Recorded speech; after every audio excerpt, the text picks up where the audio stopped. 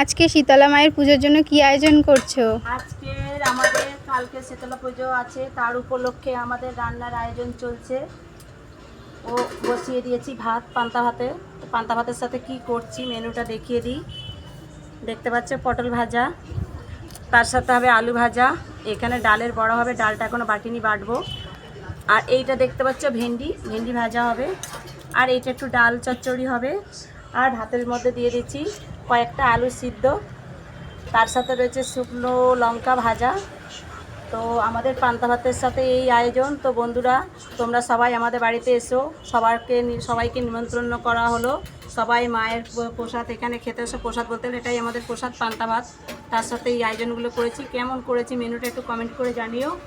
আর আমাদের শীতলা পুজোটা হচ্ছে, দাঁড়াও তোমাদেরকে দেখাচ্ছি। এই যে আমার বাড়ির সামনে একদম নতুন একটা ফ্ল্যাট উঠছে বলে অতটা দেখা যায়নি, তো কতগুলো লাইটিং ফাইটিং সব দেখা যাচ্ছে। তো বন্ধুরা, ওখানে শীতলা পুজো হবে কালকে। সবাই আমাদের মায়ের মন্দিরেতে এসো, সবাই পুজো দেখতে এসো, ঠাকুরকে দর্শন করতে এসো, প্রসাদও খেয়ে যেও। তো বন্ধুরা, সবাইকে জানাই শুভরাত্রি, টাটা। কালকে কিন্তু অবশ্যই আমাদের বাড়িতে সবাই পান্তা ভাত খেতে এসো।